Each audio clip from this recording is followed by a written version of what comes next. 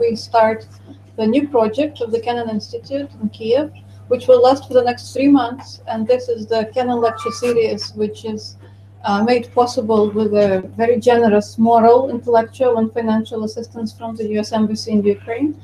And we're, of course, very pleased that the America House, which has opened quite recently, was kind enough to host us here in this very comfortable location. And we hope that as our lectures will develop and evolve, more people will learn from you about this very nice intellectual setting.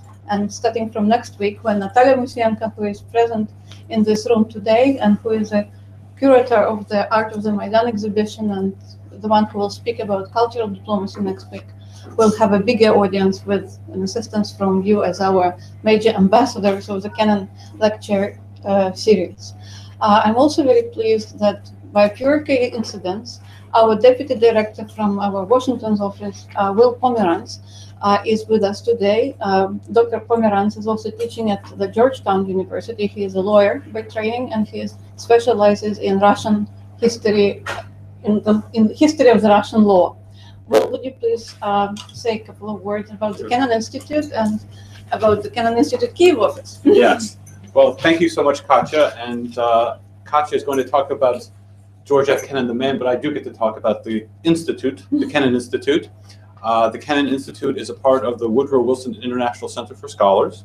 The Wilson Center is the living memorial to Woodrow Wilson, the only U.S. president who also was a scholar with a PhD. The goal of the Wilson Center is to serve as a bridge between the world of ideas and the world of action. As such, it tries to link scholars to practitioners. And the Kennan Institute is the oldest and the largest program within the Woodrow Wilson Center. It has been around for more than 40 years, and it is a leader in the study of Ukrainian, Russia, and Eurasian affairs. And it also focuses attention for policymakers, the academic community, journalists, and U.S. government representatives on this region, and make sure that we understand the culture and the history and all the different aspects that have gone into creating this important part of the world.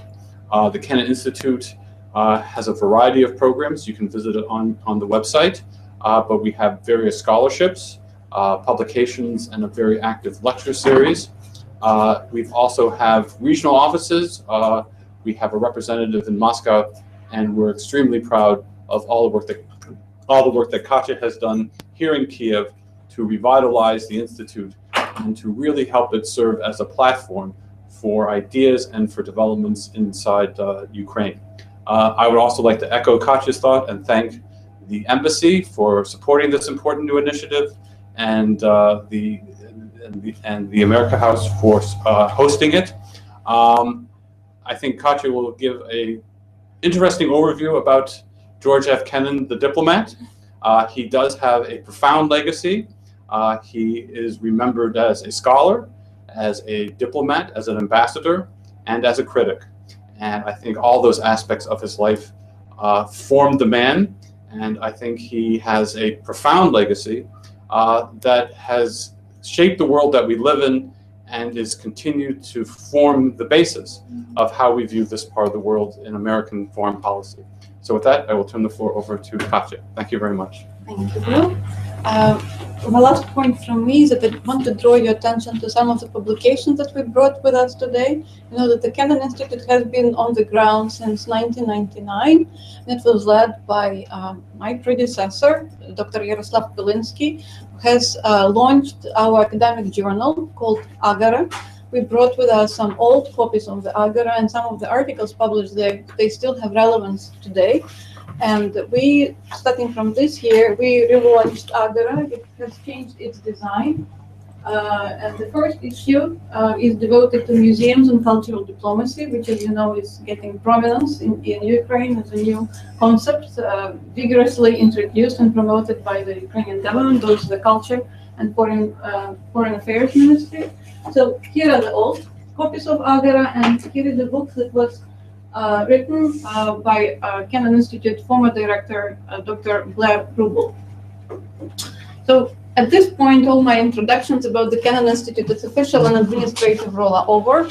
And I would like to ask you to mentally get transformed like 60, 70 years back, when some of us, and certainly me, witnessed the period of the Cold War between the Soviet Union and the United States of America. And I remember as a little kid, I genuinely believed that the nuclear war the threat of the nuclear war is imminent, and that one day the hostile American government, led by Reagan administration, will start the war with the Soviet Union. And the tensions between our two countries have been so strong that on a daily basis, the propaganda message has been warning us about the danger that is still in. So that was the period, that was the time when George Kennan lived, and he was the one who kept thinking on a daily basis on how to avoid the war and what the US government should do about the Soviet Union and how to make sure that globally this will be a much more safer and better world for everyone. When George Kennan died, and he had lived a very happy and long life, he died at the age of 101 years old on March 17th, but this obituary to him had been published 1 month later. The Guardian newspaper said that there are not many people who can be said to have changed the shape of the age they lived in, but the American diplomat George Kennan, who had died aged 101, was certainly one of them. Virtually single-handedly, he established the policy which controlled both sides of the Cold War for more than 40 years. Isaiah Berlin, the name I believe some of you know, is a scholar from Oxford, philosopher, also served as a diplomat at some point in his career, has authored this beautiful quote about Kennan. I was, in a way, astonished. He was not at all like the people in the State Department and you in Washington. He was more thoughtful and more melancholy. He was terribly absorbed, personally involved, somehow in the terrible nature of the Stalin regime and in the convolutions of his policy. Another two articles, quotes from Berlin, his books and articles contained more ideas per page and more freshness and directness of vision than most academic publications. He seemed to me to be a man of unique distinction of mind and remarkable, sometimes rather mysterious intellectual processes, leading to original conclusions.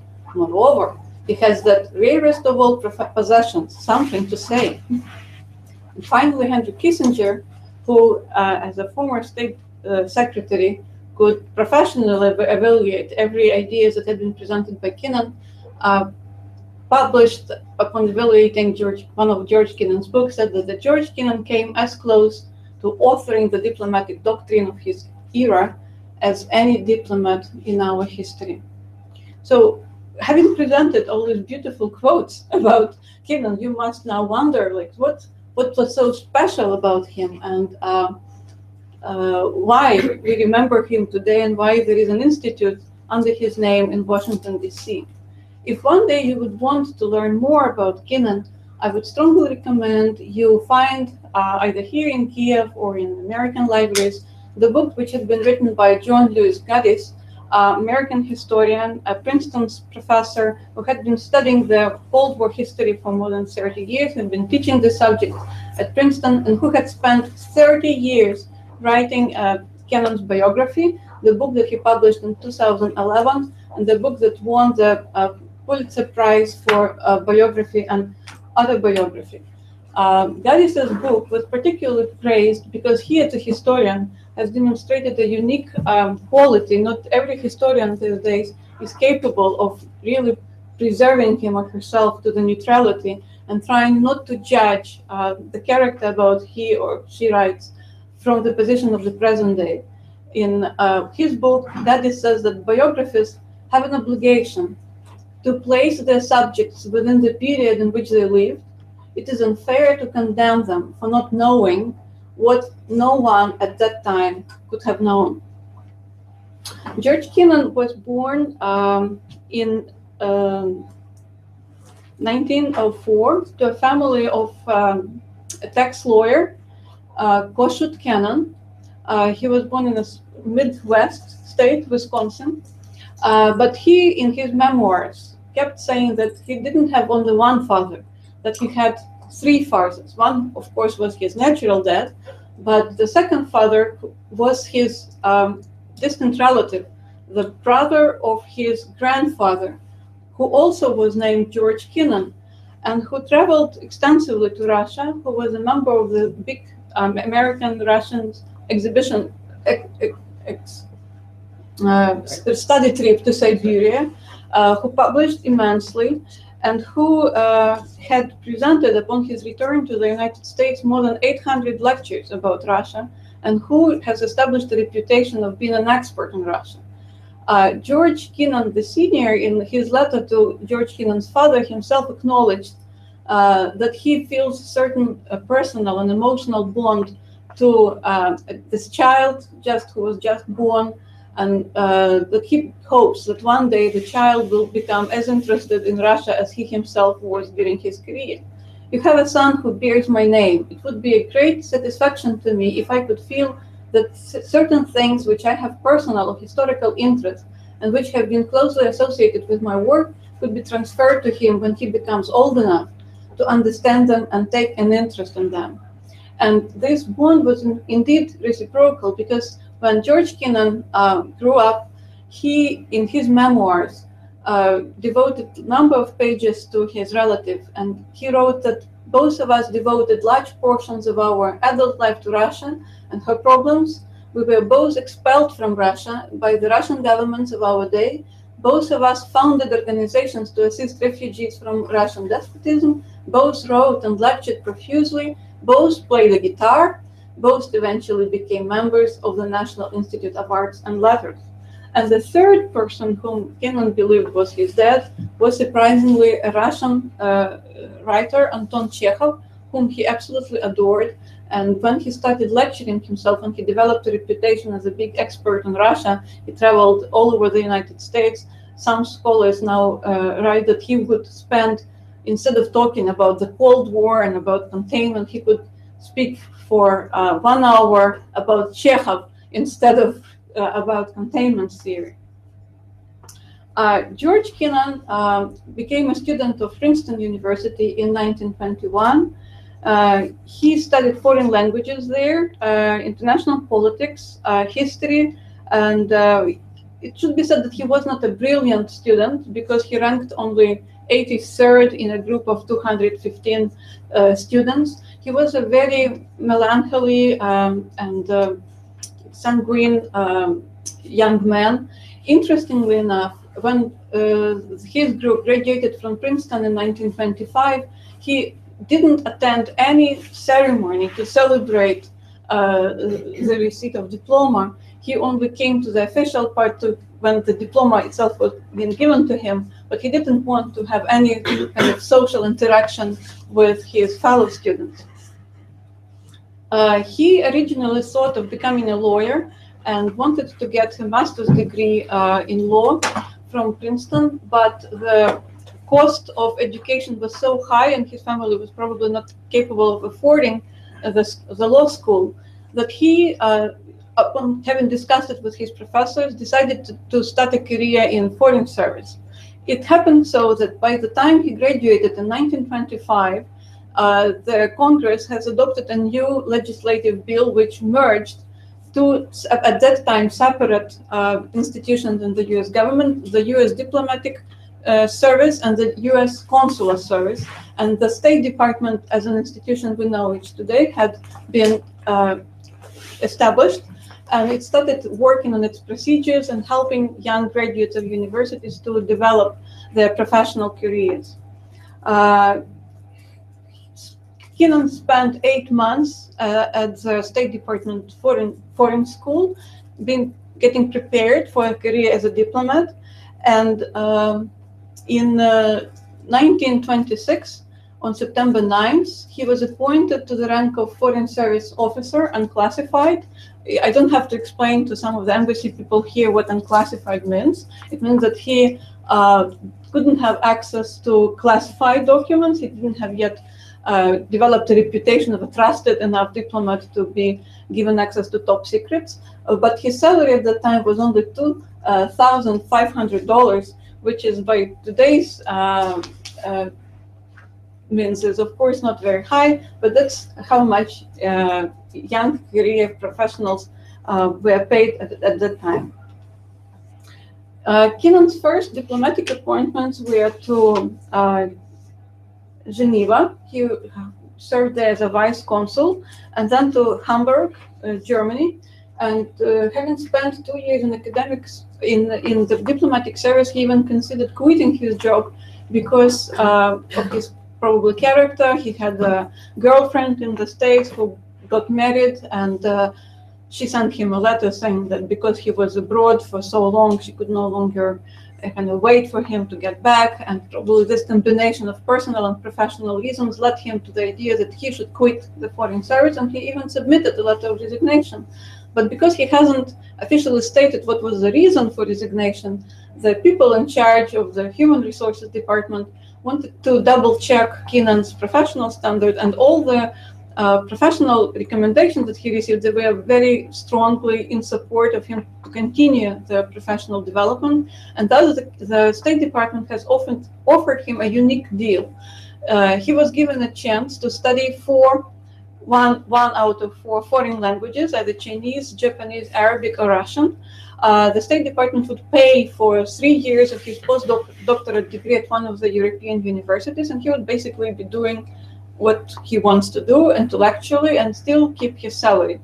And definitely for a person of Kennan's intellectual capacity, that was a very good offer, and he gladly accepted it.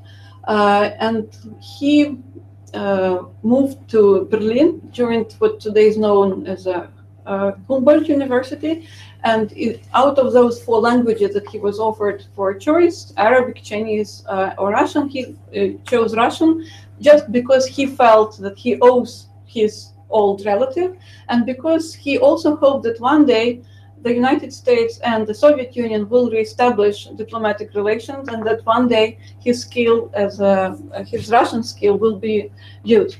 But here I'm giving you a very good quote which explains how Kennan himself perceived diplomatic career and what he believed was the key qualifications that every diplomat must possess. The only useful preparation for diplomacy came from history, he said, as well as from the more subtle and revealing expressions of man's nature found in art and literature. Students should be reading their Bible and their Shakespeare, their Plutarch and their Gibbon, perhaps even their Latin and their Greek. These alone would build those qualities of honor, loyalty, generosity, and consideration of others that had been the basis for effectiveness in the foreign service as I have known it. So here is a photograph from 1929 of today's Humboldt University, at that time Friedrich Wilhelm University of Berlin, where Kennan spent almost 3 years studying Russian, first at the university, but because prior to coming to Berlin, he lived in the Baltic states, in Riga and Tallinn, his Russian was already good enough. So he passed all his exams very quickly, just within 1 year. And he spent the rest of his time in Berlin simply reading Russian literature in the original, learning more about Russian past.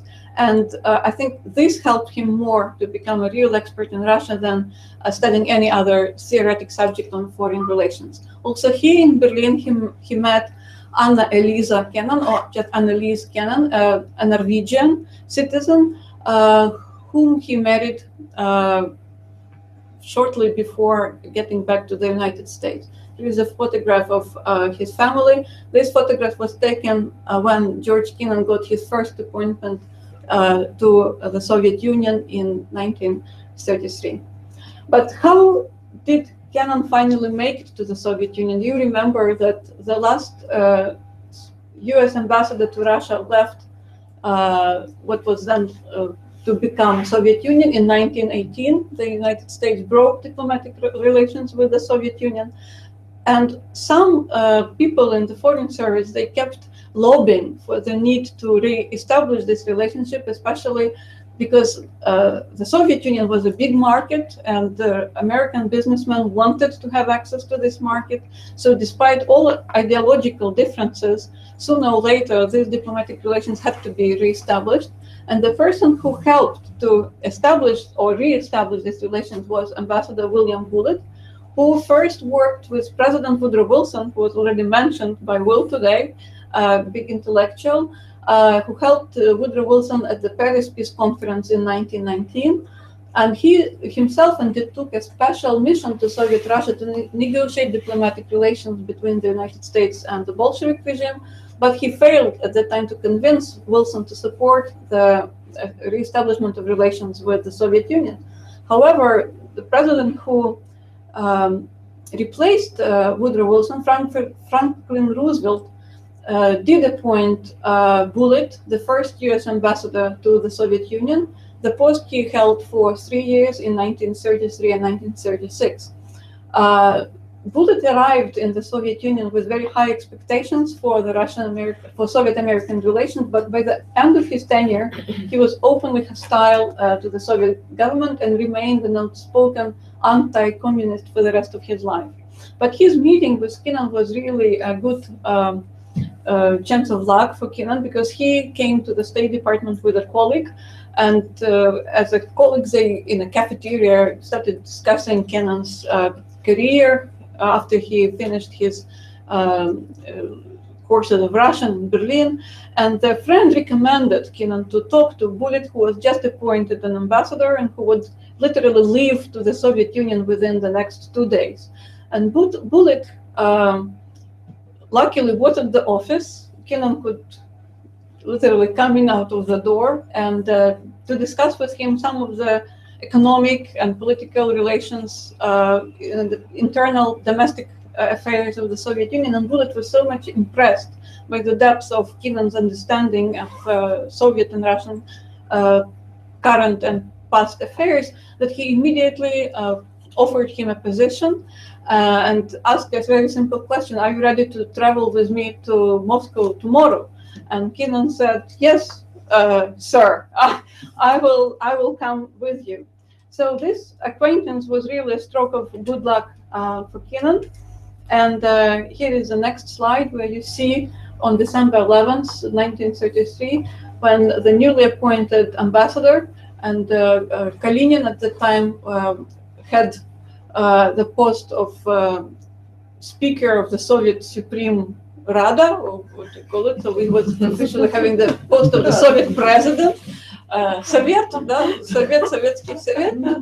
So you see at the back there is you see Bullitt with Kalinin, and then Kennan is also the third person on this picture.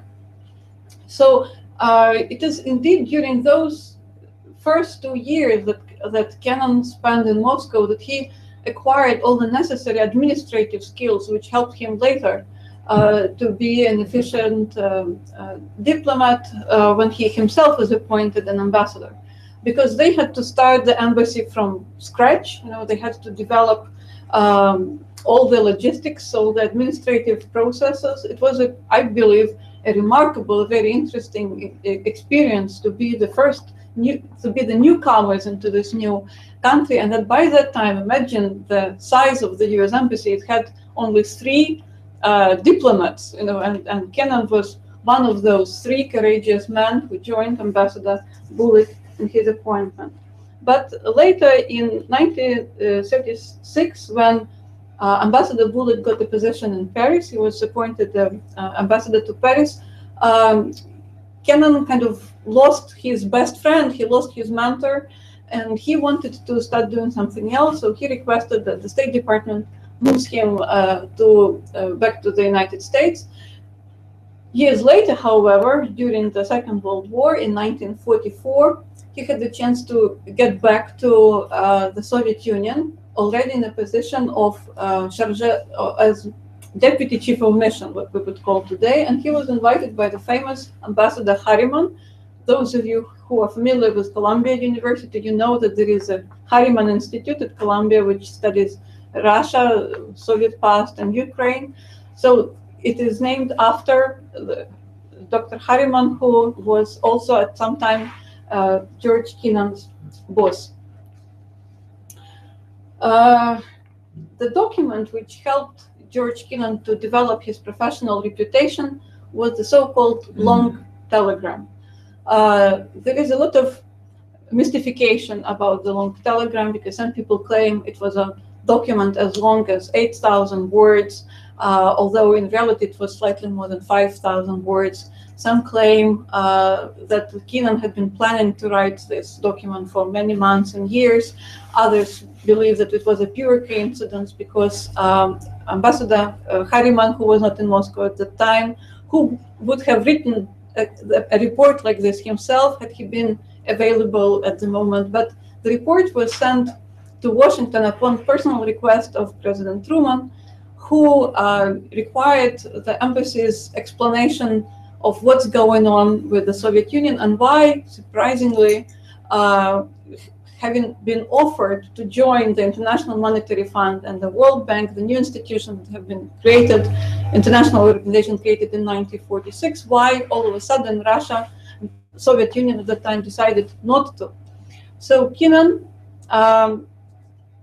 has spent the night at his office writing the document, and he started with an apology.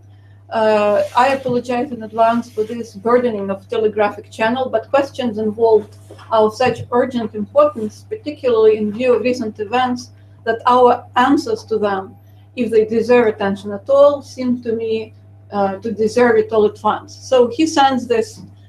We've calculated with Will today, so how many pages is 5,500 words? So we realize that it's almost 15 or 20 pages of explaining everything that's going on in present-day Soviet Union by taking into consideration the years of Russian imperial history, which Kennan knew so well.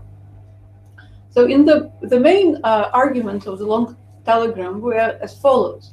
Kennan claims that at the bottom of Kremlin's neurotic view of world affairs is the traditional and instinctive Russian sense of insecurity.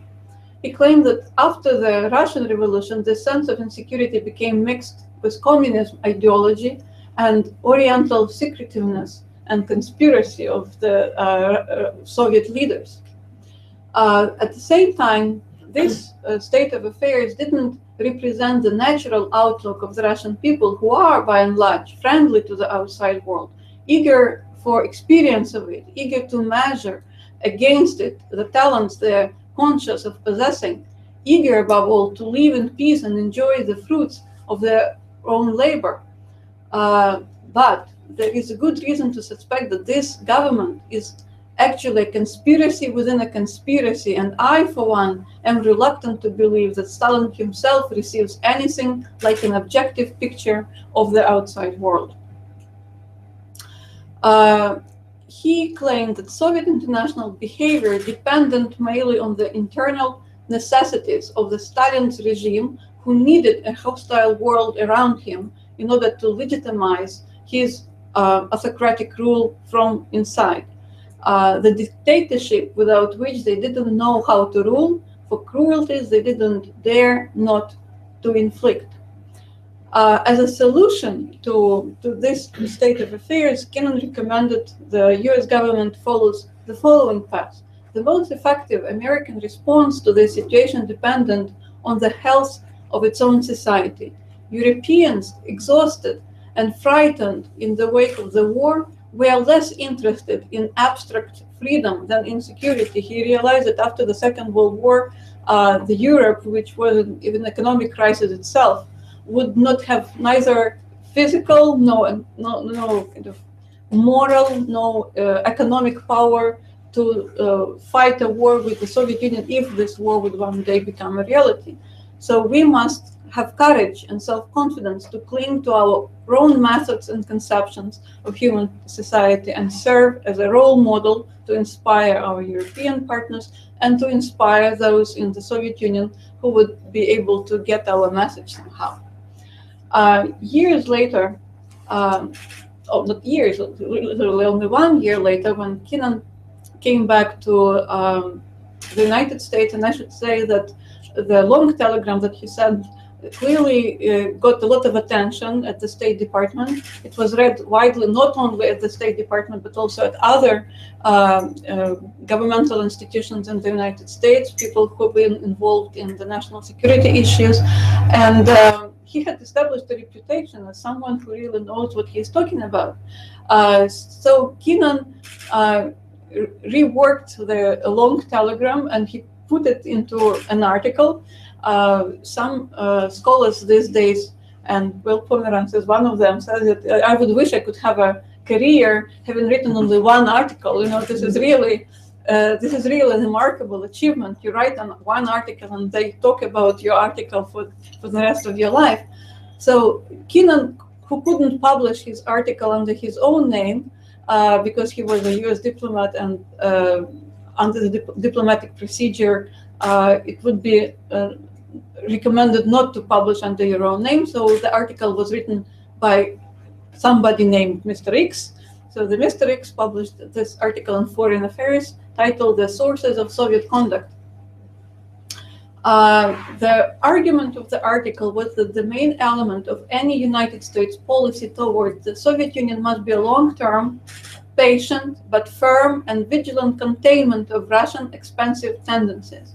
Soviet pressure against the free institutions of the West can be contained by the vigilant application of counterforce at a series of constantly shifting geographical and political points corresponding to the shifts and maneuvers of Soviet policy. So what Kennan, in very simple words, proposed is that there is a third way to deal with Russia. You don't necessarily have to fight a war with Russia, especially having just finished the Second World War and having no economic, as I said, political and financial means to start a war if necessary.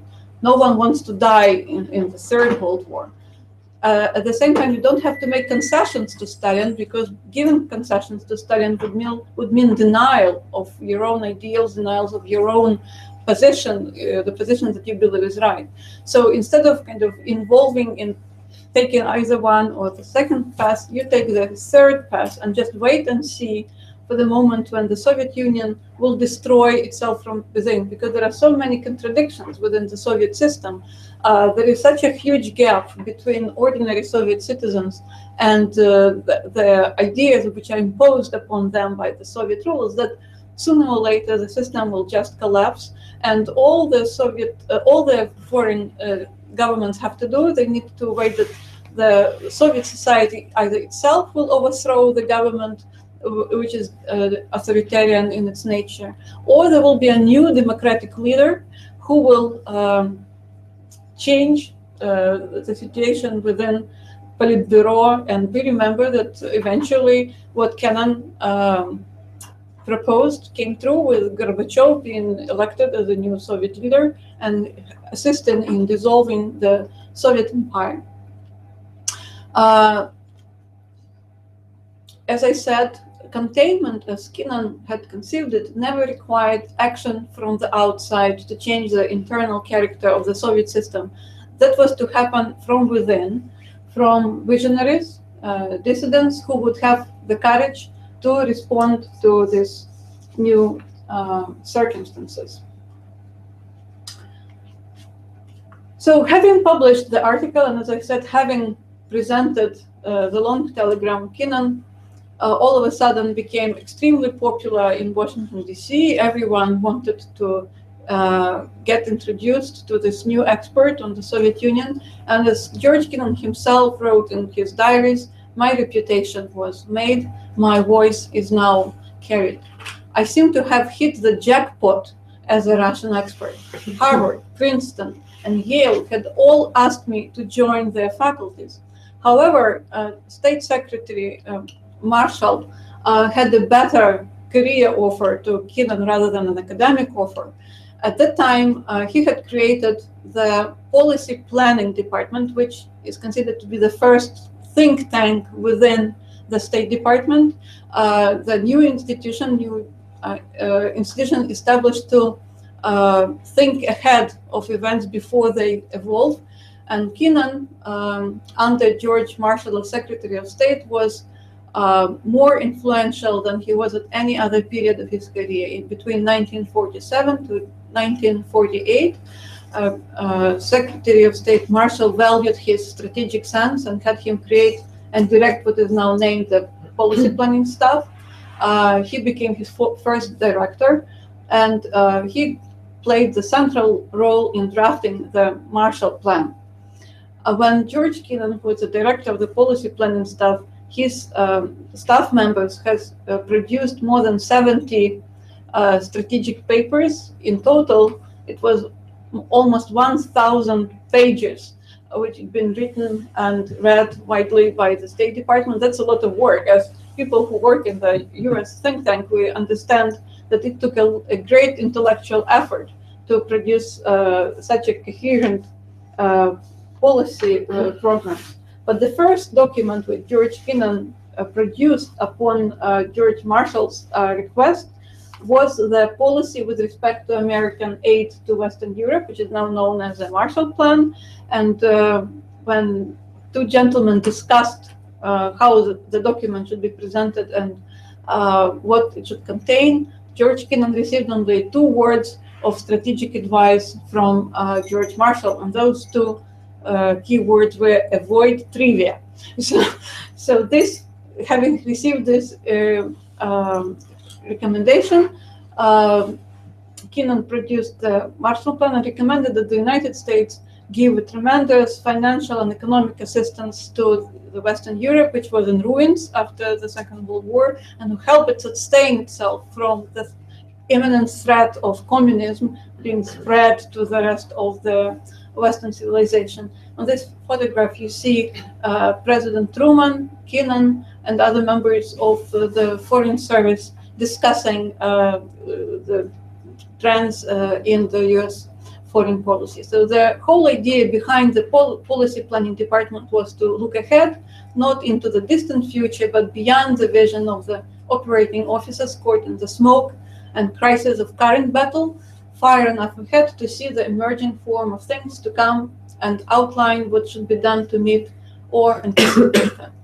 So the essence of the Marshall Plan, and here is a quote from George Marshall himself from the speech he delivered at Harvard University on June 5, 1947, was the policy directed not against any country or doctrine, but against hunger, poverty, desperation, and chaos. Its purpose should be the revival of a working economy in the world so as to permit the emergence of political and social conditions upon which free institutions can exist. The highest point which George Kennan reached during his professional career was, of course, his appointment as ambassador to the Soviet Union. It happened in March 1942, when the news about his appointment spread in Washington quarters. American newspapers wrote that George Kennan was probably the one who knows as much about Russia's history, literature, and national characteristics as many members of the Politburo, and he was the first US diplomat not to need an interpreter when meeting with Stalin.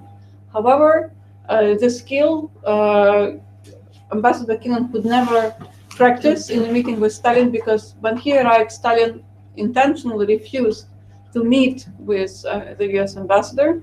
And when he arrived after more than 10 years, when he didn't been to Russia and the Soviet Union, Kennan was impressed how changed, how different it was. There were so many advertisements, all these hostile messages that the United States is a hostile country. He himself was characterized by newspaper Pravda as a spy, as a tool of Wall Street, as warmonger,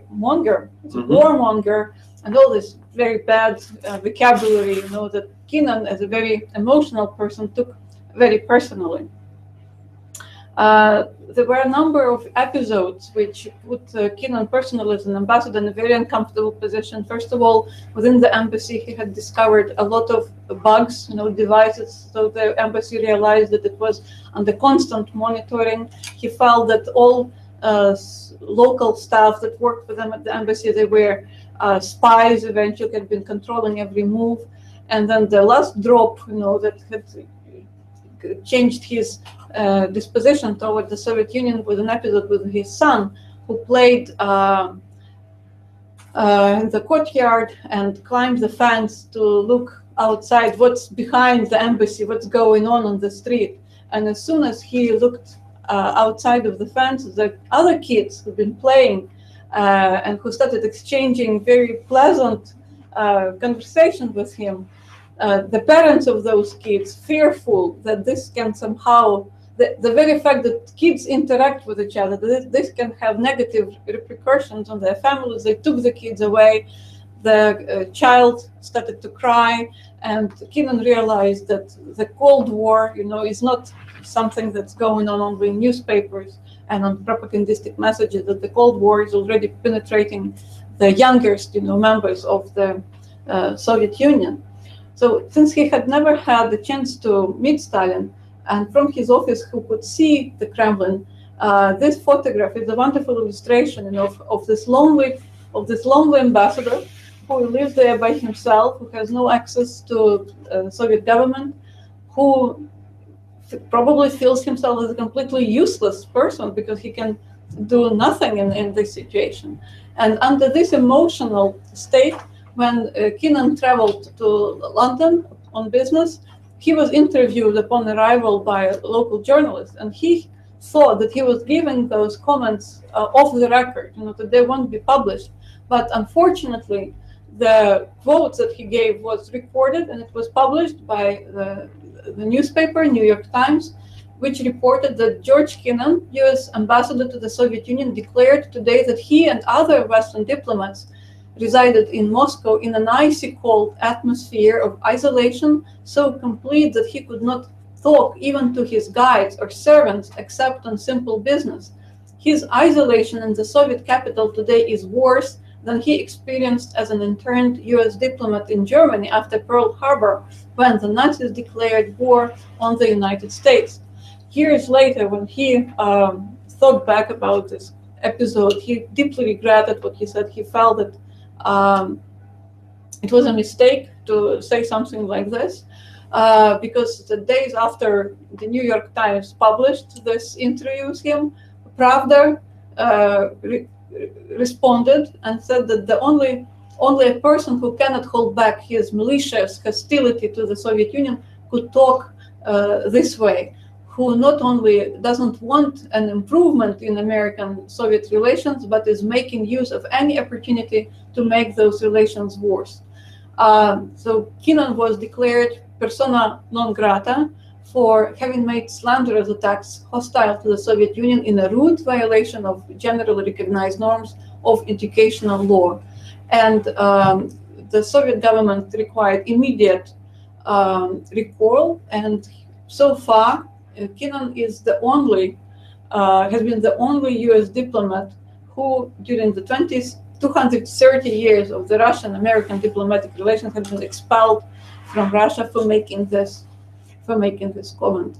It was Soviet diplomat Andrei Vyshinsky who informed the US embassy about the decision of the Soviet government to expel Kennan.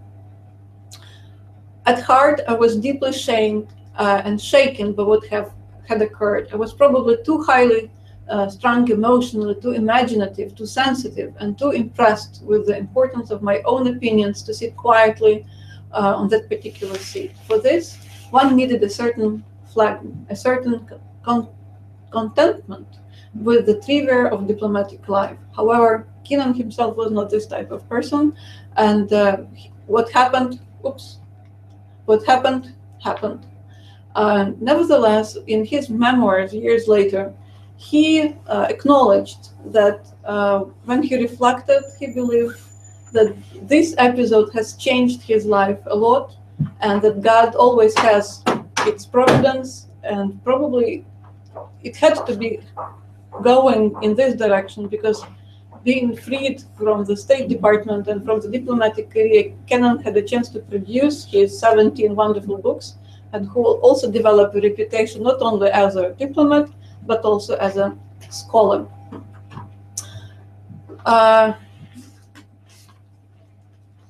John Gaddis writes in his book, frankly, when I was reading the biography of Kennan, this was the saddest chapter, when he discusses how Kennan, after having spent 27 years of professional career as a diplomat, his last days at the State Department. Definitely it was a scandal, and definitely a lot of people at the State Department felt very bad that the US ambassador had to be expelled from the Soviet Union, and no offer was given to him when he returned back to the United States. And by the American diplomatic rules, if the diplomat is not given a new post within 3 months, he or she has to retire or resign, because there is no other opportunity for you to go either to a different country or to get a position within the State Department. So as Gaddis characterizes Kennan's exit from the State Department, that it was an inglorious conclusion to an illustrious career. No foreign service officer had advanced more rapidly within its ranks. None had more significantly shaped grand strategy at the highest levels of government. None had created, if inadvertently, the school of international relations theory, and yet Kennan worked out of the State Department on July 29, 1953, with hardly anyone noticing. He was by himself at the elevator that took him downstairs. He became finally, as he said, a retired officer, a private citizen. Kennan said he was happy on that day. However, we can understand that he was probably not 100% sincere with that when he published this quote. So after resignation, Kennan joined the Institute for Advanced Study. He also served as a professor of history at Princeton University. He published, as I said, 17 books, and one of his books, Russia Leaves the War, published in 1956, won a Pulitzer Prize and the National Book Award. And he received a number of other literary awards for really beautiful prose that he produced over the terms of his career. He also had an opportunity to serve as an ambassador once again. I forgot to mention that when Kennan spent some time in Prague, it was his first opportunity to meet young gentlemen with the last name Kennedy, who was at the time a son of the US ambassador to the Great Britain. His dad was also a political appointee. He said his son, John Kennedy, to in fact find a mission to the Czech Republic, which at that time, if you remember, was occupied. The Sudetans were occupied by the Nazi Germany. And he, as a diplomat, for the first time interacted with this student. So when Kennedy himself was elected the president, he offered Kennan the position of ambassador to Yugoslavia, but Kennan himself believed that this was a failed ambassadorship because all his ideas of promoting Yugoslavia and ensuring that among all communist states of Eastern Europe, Yugoslavia would have a special status with its relations with the Soviet Union were not supported in Congress. And President Kennedy had always had to fight the war with the Congress over the recommendation that he received from George Kennan. Kennan very strongly supported the idea of organizing Tito's visit to the United States. However, it was also very unsuccessful because protests have been organized in front of the United Nations building, and everyone, especially in the US government, was embarrassed, to allow a communist leader to arrive at this particular moment in the United States.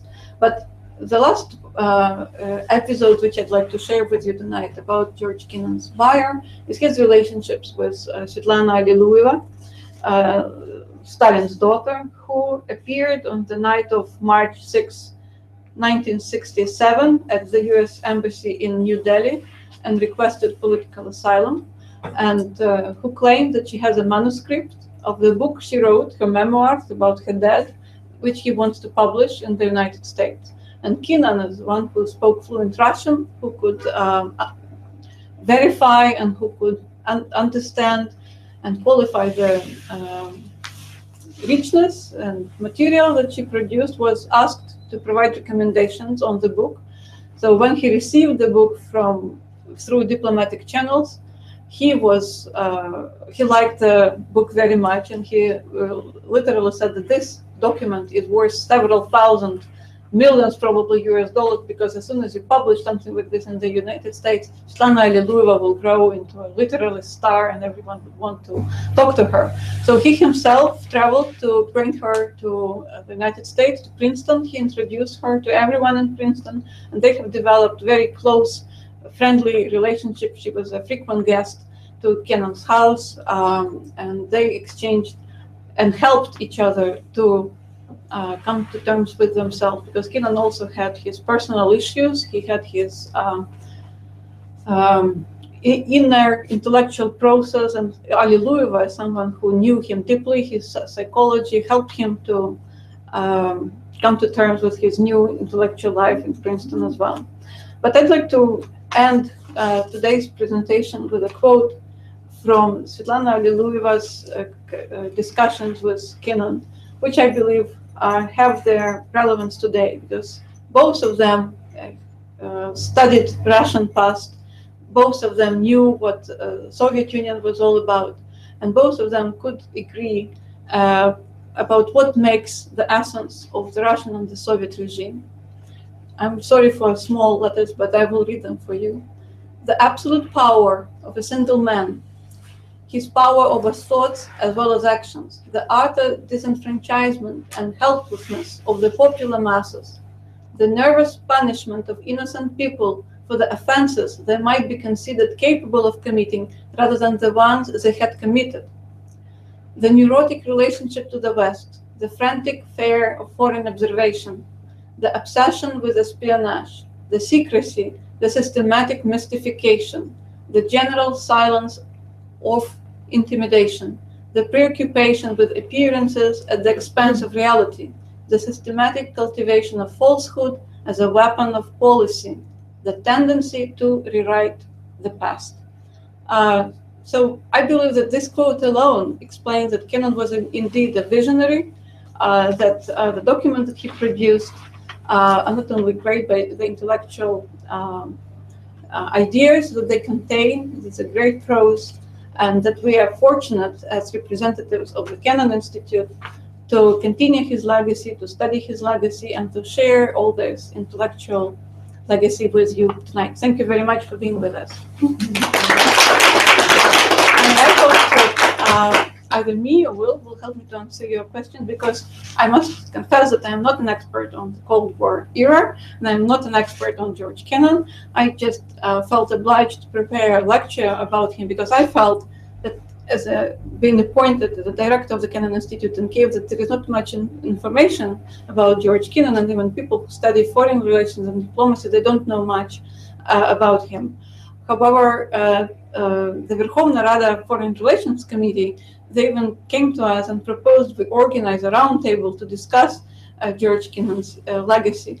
So this presentation, which will be available on our channel on YouTube, will hopefully fill this vacuum and fill this niche, and students of foreign relations and foreign policy, the US-Soviet relations, will have this source to get inspired and to learn more about the subject. Thank you. Will, do you have anything to add? No, I think we're covered a lot of territory, and I think we'd be happy, and Katya would be happy to answer any questions that you might have. Yes. Okay, can I ask you about the Wilson Center itself? Because I have not heard about the Kyiv office, and I was wondering, what is it that you do? How do you bring together practitioners and scholars? How is it related to the center in the US and such? Just briefly. Well, first of all, I have to draw your attention to the fact that some of our alumni are present here today. I already introduced Natalia Musienko to you. There is also Natalia Vysotska, professor of the Kyiv State Linguistic University. Here is our Dr. Pavlo Kirpenko, who used to teach foreign relations at the Kyiv Institute of International Relations, a great expert on Afghanistan and the US-Afghani relations. We have now a group of almost 100 alumni, Ukrainian scholars who had the chance to be in the United States at the Woodrow Wilson Center, either on the short-term scholarships from 1 to 3 months or on the long-term scholarships. which been funded within the Fulbright program in Ukraine.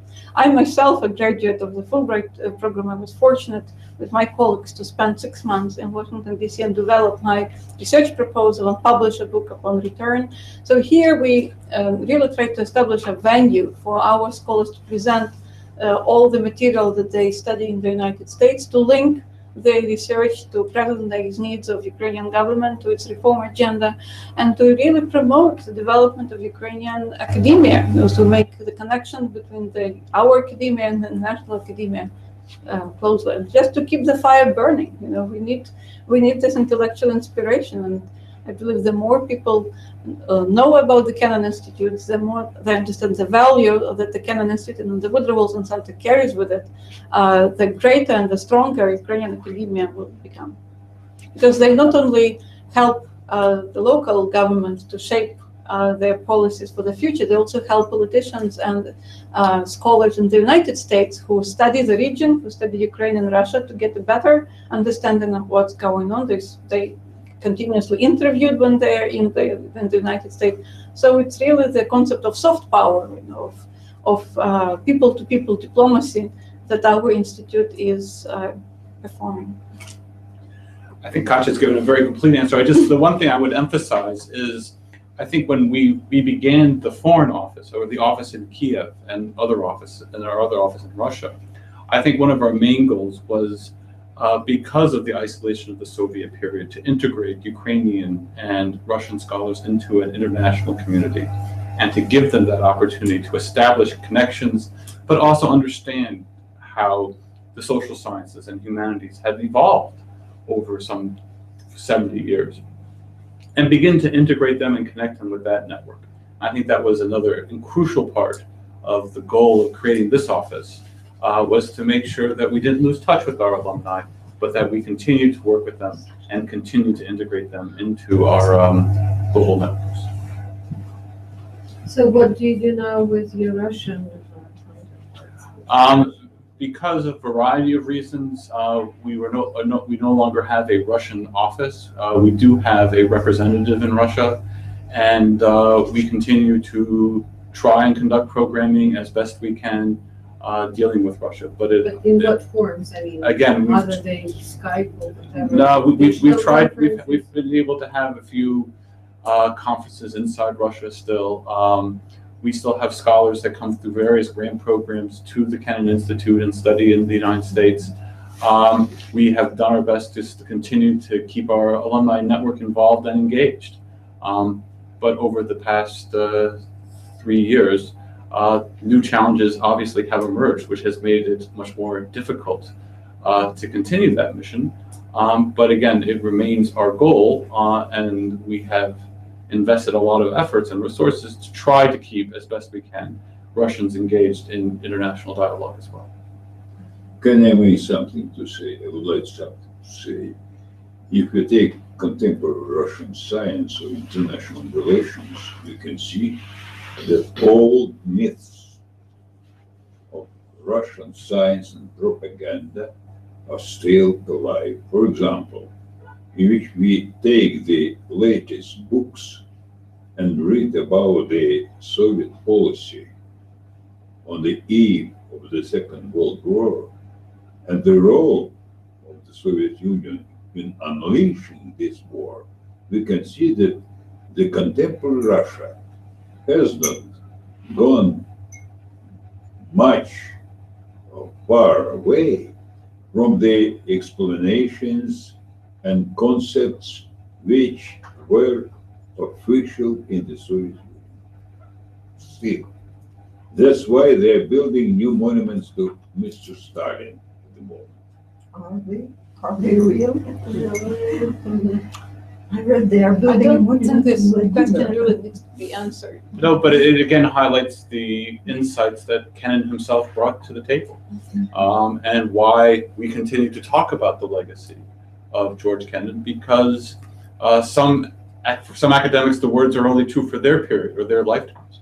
But Kennan's words and thoughts have had have made a lasting contribution, and still are cited and engaged on a variety of sides, I should add, today. And that's what makes Kennan such an influential thinker and why a Kennan Institute remains necessary to continue to talk about those ideas.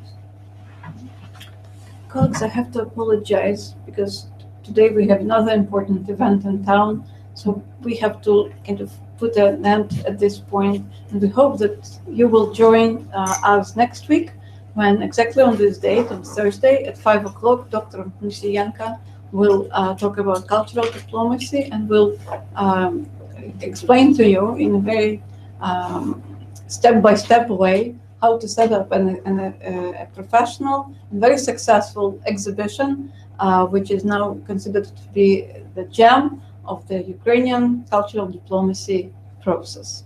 Thank you very much. Thank you very much. Till see you next time.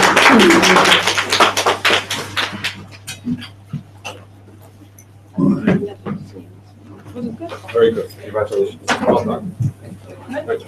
Very good. Thank you for the invitation.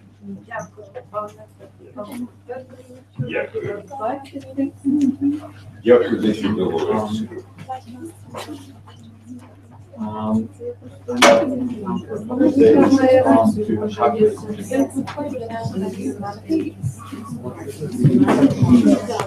See if I can. Okay.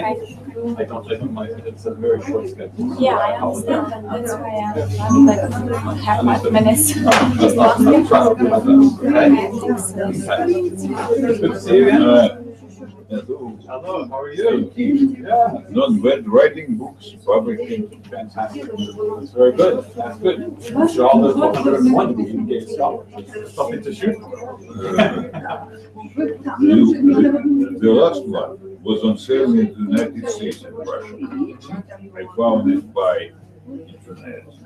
Well, I'm ready to offer here, subject to the genesis of the African tragedy. She'll help you. Okay, well, I know. Good. Good. How is everything? What? How is